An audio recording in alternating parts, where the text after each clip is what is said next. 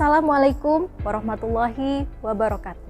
Salam sejahtera buat kita semua. Perkenalkan, nama saya Siti Fatimah, SST MKes, dosen tetap Program Studi Kebidanan Program Sarjana, Fakultas Kebidanan, Institut Citra Internasional. Pada pernyataan diri dosen dalam unjuk kerja Tridharma Perguruan Tinggi atau yang sering disebut sebagai PDD UKTPT, ada bidang pengajaran untuk kegiatan sertifikasi dosen tahun 2025. Pada kesempatan ini, saya akan menyampaikan salah satu mata kuliah yang saya ampuh, yaitu mata kuliah keterampilan praktik kebidanan komplementer dengan kode SBD 3503K dengan bobot SKS 5 SKS. Terdiri dari 2 teori, 2 praktek, dan 1 klinik pada semester 5. Mata kuliah ini merupakan penciri karena merupakan keunggulan program studi Sarjana Kebidanan dan Profesi Bidan, yaitu kebidanan komplementer. Di kesempatan ini, saya akan menjelaskan teknik untuk pengajaran yang sesuai dengan sertifikasi dosen tahun 2025 melalui delivery, interaction, dan assessment pada kegiatan perkuliahan. Mata kuliah keterampilan praktik kebidanan komplementer ini merupakan mata kuliah yang membahas tentang keterampilan praktik kebidanan komplementer pada masa remaja, prakonsepsi atau pranikah, kehamilan, persalinan, nifas, bayi, balita dan anak prasekolah, dan menopause. Capaian pembelajaran lulusan atau CPL mata kuliah ini meliputi sikap, pengetahuan, keterampilan umum, dan keterampilan khusus. Adapun capaian pembelajaran mata kuliah atau disebut dengan CPMK, yang pertama adalah mahasiswa mampu menganalisis konsep dasar kebidanan komplementer. Yang kedua, mahasiswa mampu mengaplikasikan sikap bertanggung jawab dalam melakukan kebidanan komplementer pada masa remaja, prakonsepsi, pranikah, kehamilan, persalinan, nifas, bayi, balita dan anak prasekolah, dan menopause. Yang CPMK ketiga, mahasiswa mampu mengidentifikasi dan menunjukkan kinerja mandiri dan terukur dalam keterampilan kebidanan praktik kebidanan komplementer pada remaja, prakonsepsi atau pranikah, kehamilan, persalinan, nifas, bayi, balita dan anak prasekolah, dan menopause. CPMK keempat yaitu mahasiswa mampu mendemonstrasikan keterampilan praktik kebidanan komplementer pada masa remaja, prakonsepsi, pranikah, kehamilan, persalinan, nifas, bayi, balita dan anak prasekolah, dan menopause.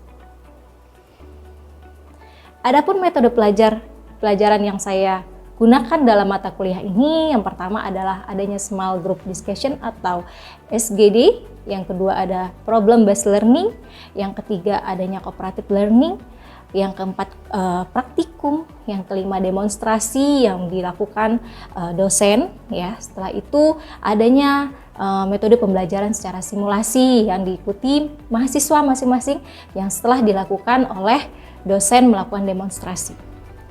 Bentuk asesmen yang dilakukan pada kuliah keterampilan praktik kebidanan komplementer ini yaitu pertama, kehadiran 10%, tugas 15%, ujian tengah semester 10%, ujian akhir semester 15%, praktikumnya 20%, dan klinik 30%. Demikian penjelasan dari mata kuliah keterampilan praktik kebidanan komplementer pada semester 5, dimulai dari delivery, interaction, dan assessment. Berikut ini cuplikan proses pembelajaran pada mata kuliah keterampilan praktik kebidanan komplementer pada semester 5 pada program Sarjana Kebidanan Program Sarjana Institut Citra Internasional. Selamat menyaksikan. Assalamualaikum warahmatullahi wabarakatuh. Waalaikumsalam warahmatullahi wabarakatuh. Ya, selamat pagi anak-anak. Pagi Bu. Sehat hari ini? Alhamdulillah sehat. ini Ibu absen dulu. Apakah ada yang nggak hadir? Hadir semua. Oke, baik, terima kasih. Semangat semua ya. Alhamdulillah. Baik, adapun mata kuliah kita hari ini kita akan melanjut yaitu keterampilan praktik kebidanan komplementer. Ya, hari ini kita akan masuk pertemuan yang ke-6. Ya. Nah, sebelumnya itu kan kita bahas dosen yang lain ya, Ibu Ayudita ya. Nah, kemarin bahasnya masih ingat tentang apa? Persalinan, terapi komplementer persalinan ya. Iya. Bahas apa aja? Masih ada yang ingat nggak? Pijat, endorfin, sama hypnobirthing, Bu. Oke, pada paham semua ya? Nah, hari ini kita akan bahas terapi komplementer lanjutannya. Dari persalinan kita lanjut ke nifas ya. Sudah siap semuanya? Sudah. Oke, kita langsung aja. Pokok-pokok yang akan kita bahas hari ini yaitu ada beberapa terapi terkait pada masa nifas. Yang pertama ada terapi pijat oksitosin ya. Terapi pijat pada ibu nifas, terapi aromaterapi, ketiga yaitu terapi herbal, dan keempat adalah terapi laktogogu ya. Nah, kita sebelum masuk ke materi pokoknya ya, ini ada pretest dulu nih ya. Nah, apa pertanyaannya? Apa yang kalian tahu tentang hormon oksitosin? Nah, teman-teman, ada yang tahu nggak nih hormon oksitosin itu apa? Katakan kalau yang tahu. Ya, silakan Debbie. Untuk merangsang kontraksi, Bu. Untuk merangsang kontraksi. Ya, pada saat proses pada proses persalinan. Ya, jadi hormon oksitosin itu manfaatnya kalau di persalinan ya, itu adalah untuk merangsang kontraksi ya. Nah, ternyata hormon oksitosin ini juga dipakai pada saat masa nifas. Yuk kita bahas sama-sama ya. Nah, ini definisi dari pijat oksitosin ya. Pijat oksitosin ini adalah merangsang saraf parasimpatis. Di mana adanya? Yaitu memerintahkan otak yang ada di belakang otak ya untuk mengeluarkan hormon oksitosin ya, sehingga dapat melancarkan produksi ASI-nya ya. Nah, pijat oksitosin ini dilakukan di tulang belakang atau vertebra ya, sampai di kostai kelima dan keenam ya. Itu adalah definisi dari pijat oksitosin. Nah, selanjutnya ini adalah area tulang belakang leher ya. Jadi ciri daerah dengan tulang yang paling menonjol ya sebut dengan processus spinosus cervical vertebral 7 ya. Jadi kita fokus pemijatannya nanti di sini ya, di tulang belakangnya. Ada pertanyaan sampai sini? Paham? Kita lanjut ya. Nah, adapun manfaat dari pijat oksitosin ini banyak ya, yaitu pertama merangsang refleks let down. Nah, refleks let down ini apakah sudah ada gambaran? Masih ingat kira-kira mata kuliah apa yang mempelajari tentang refleks let down ini? Silahkan, ada yang mau menjawab? Angkat tangan. Saya, Bu. Oke, Ines, silahkan menjawab terkait apa yang kamu ingat atau merefleksi mata kuliah pada masa nifas ya. Nah, coba Ines, silahkan. Jadi refleks let down itu proses alami yang terjadi saat menyusui, di mana ASI didorong dari payudara, keluar dari payudara untuk memudahkan bayi menyusui. Oke, tepuk tangan ya. Yang kedua, merangsang pelepasan oksitosin ya. Karena pada saat kita pijat oksitosin, harapannya itu adalah untuk mengeluarkan hormon oksitosin gitu ya. Ketiga, memberi kenyamanan pada ibunya ya. Jadi kalau misalnya dipijit bagian manapun, pasti ibu-ibunya pasti merasakan nyaman ya. Jadi kalau ibunya merasa nyaman, otomatis hormonnya itu akan keluar. Hormon oksitosin itu untuk apa? Hormon cinta, bahagia ya. Sehingga ibunya merasa nyaman. Kenapa? Karena merangsang yang dipijat di area belakang sehingga ibunya merasa nyaman, keluarlah hormon oksitosin tadi, ibunya merasa bahagia, senang gitu ya. Nah, manfaat selanjutnya akan mengurangi sumbatan ASI ya, dan selanjutnya meningkatkan dan memperlancarkan ASI si ibunya. Ini adalah manfaat dari pijat oksitosin. Ada beberapa faktor yang mempengaruhi ASI itu sendiri. Yang pertama adalah faktor bayi, kedua adalah faktor ibu. Dari faktor bayi, ini adalah dari kemampuan si bayinya itu sendiri menghisapnya. Jadi kalau misalnya bayinya sering tidur ya, apalagi pada minggu pertama. Kalau bayinya sering tidur otomatis permintaan ya dari si otaknya itu, nah kan kalau misalnya kita banyak permintaannya, sering disusuin, sering nyusuin bayinya ya, otomatis permintaannya banyak, apalagi dikeluarin. Nah, tetapi kalau misalnya hisapan bayi itu dia sering tidur, malas nyusu, nah itu akan mempengaruhi pengeluaran ASI-nya karena si otak sumber ini nggak ada permintaan nih. Jadi hormon oksitosinnya sudah sedikit aja dikeluarin. Tapi sebaliknya, kalau misalnya hisapannya banyak, sering misalnya ya, nah otomatis produksi ASI-nya juga banyak gitu ya. Nah, kedua adalah faktor si ibu itu sendiri ya, dari faktor makanan. Nah, faktor makanan itu kenapa mempengaruhi? Jadi kalau misalnya harapannya itu kalau ibunya banyak makan ya, kalau ibunya banyak makan otomatis produksi ASI-nya banyak. Jadi kalau misalnya ibunya lapar gitu ya, bagaimana ASI-nya bikin produksi banyak? Makan pun harus yang sehat gitu ya. Jangan makan junk food sering-sering. Boleh nggak? Boleh aja, tetapi sesekali. Kenapa? Itu mempengaruhi kualitas ASI yang ibu berikan kepada bayinya nanti. Ya, jadi harus banyak makan ibunya. Nggak ada yang dipantangin makannya selain ibunya ada alergi. Ya, kalau misalnya ada alergi berarti ya sudah nggak boleh makan yang menimbulkan si alergi ibu. Jadi harus banyak makan, banyak minum ya ibu-ibu yang menyusui itu, sehingga ASI-nya juga banyak. Nah, selanjutnya itu adalah faktor dari psikologis ibunya. Ya, jadi kalau ibunya stres ya, banyak pikiran, ASI saya cukup enggak, kurang enggak, itu akan mempengaruhi produksi ASI-nya. Itu tadi hormon yang menghasilkan ASI tadi kan oksitosin ya. Kalau ibunya stres, hormon apa yang dikeluarin? Hormon kortisol ya, hormon stres. Jadi kalau ibunya ASI saya cukup nggak ya, kurang nggak ya, itu kan mempengaruhi ke otaknya. Jadi keluarin otaknya itu bukan si hormon oksitosinnya, tetapi hormon kortisolnya, sehingga menyebabkan stres, sehingga ASI-nya juga sedikit. Jadi pada saat ibu yang menyusui itu harus psikologisnya dijaga.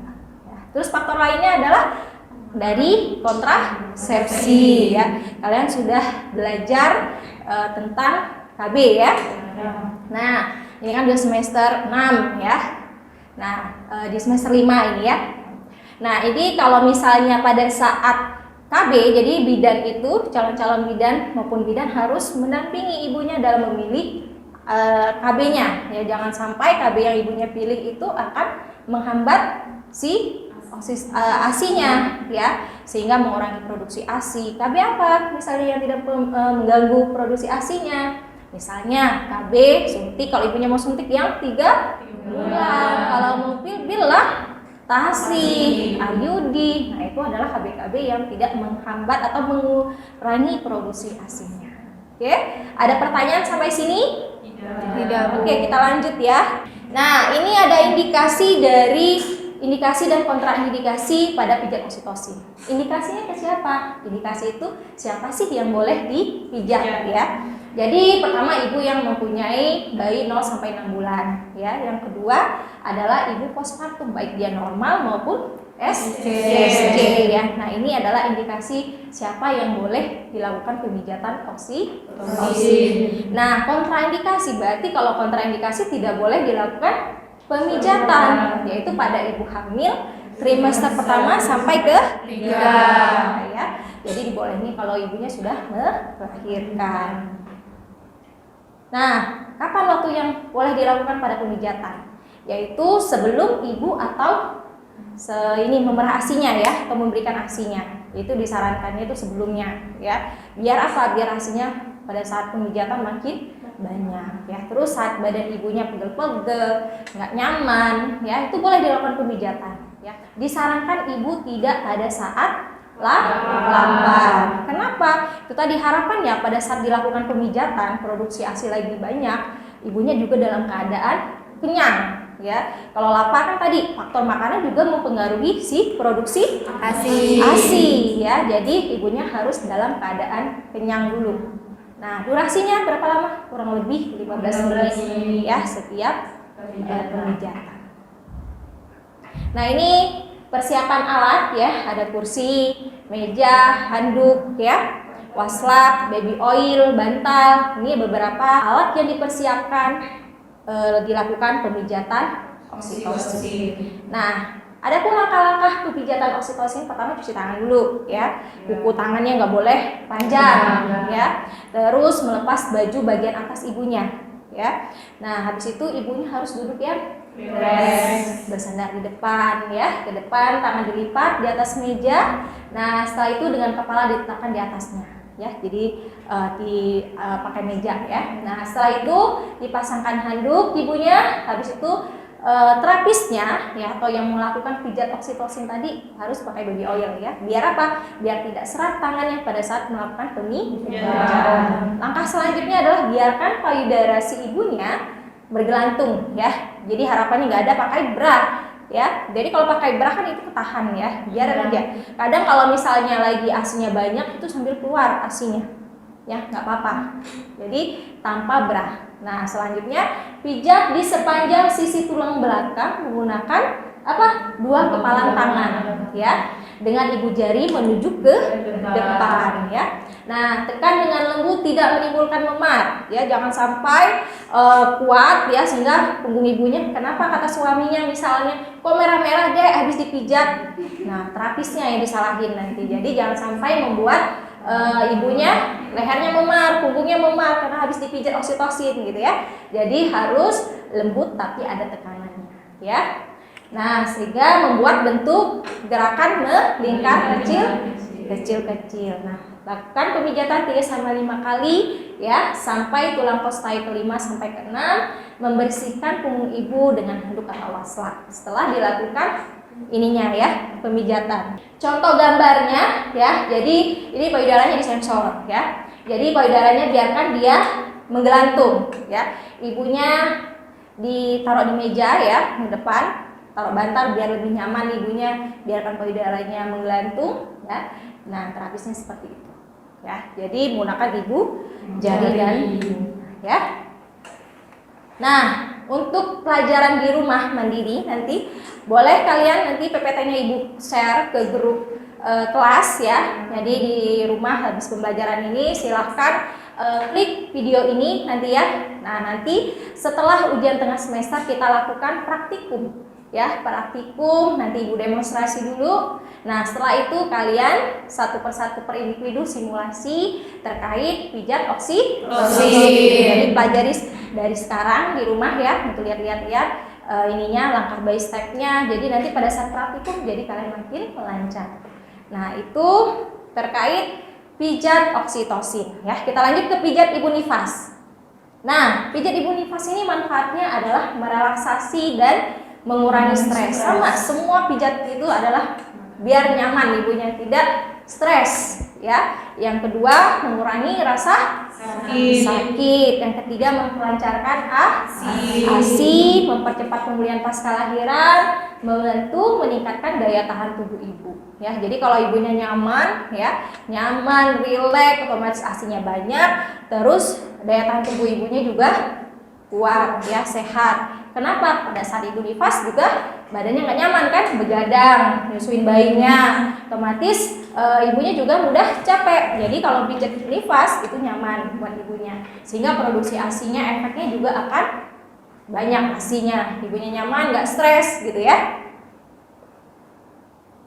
Nah, kita lanjut ke terapi selanjutnya, itu aromaterapi ya. Aromaterapi ini pada masa nifas itu kan sangat banyak ya jenis-jenis aromaterapi ya. Ada lemon, ada lavender ya, ada banyak pokoknya. Nah, ini manfaat dari aromaterapi ini banyak ya.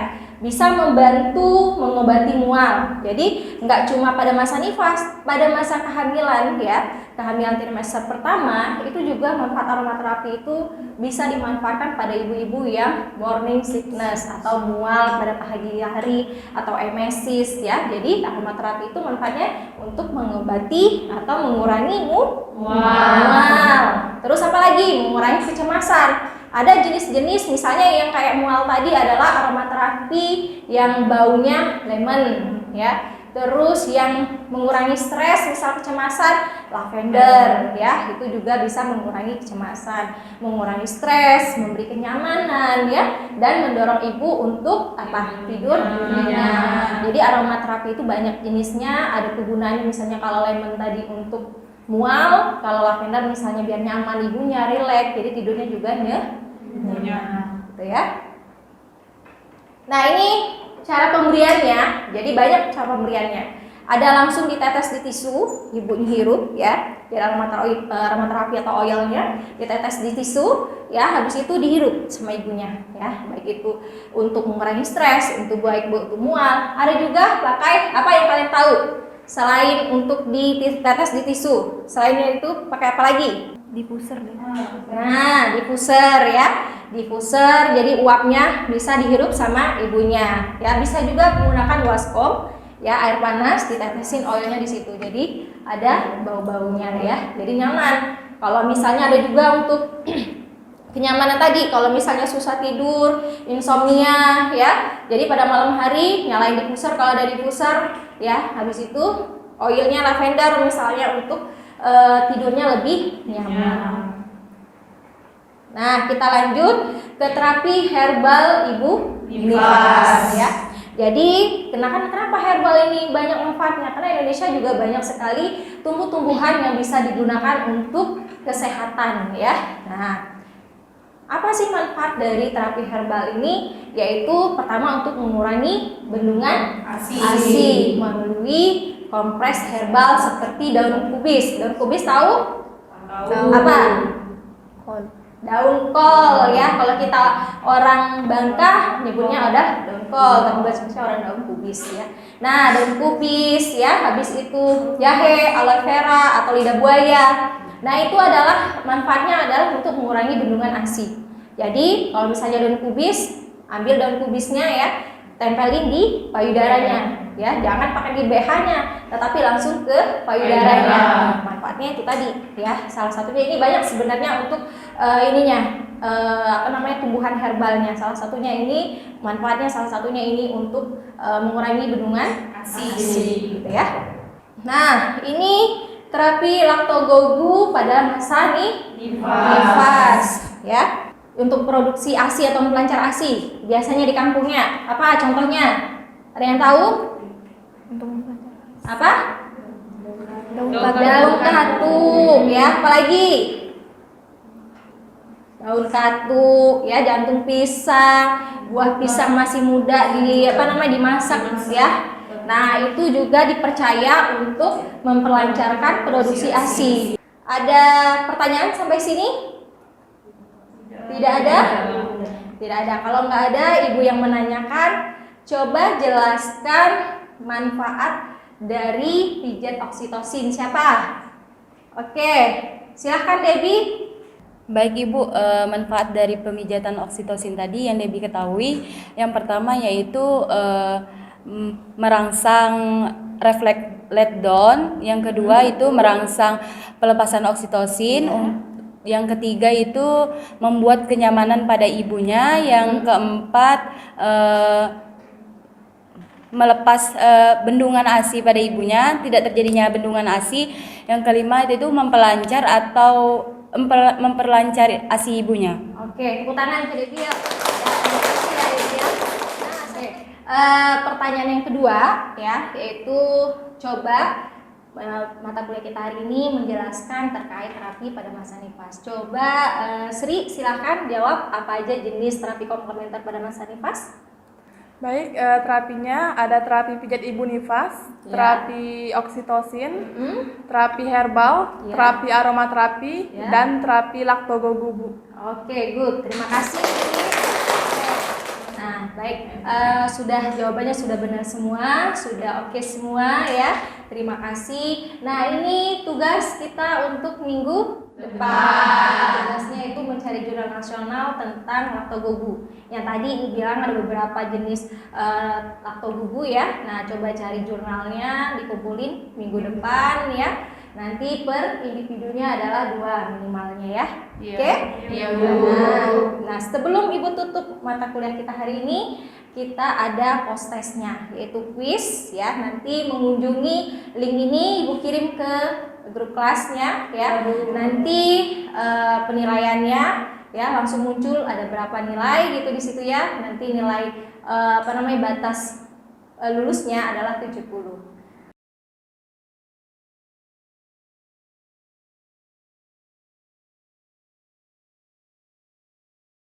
Oke, sudah Ibu periksa ya terkait kuisnya. Hasilnya bagus semua, nilainya di atas 70, berarti capaian pembelajaran kita hari ini lulus semua ya. Harapan Ibu memang seperti itu, semoga nanti lebih baik lagi ya, tetap semangat dalam mata kuliah.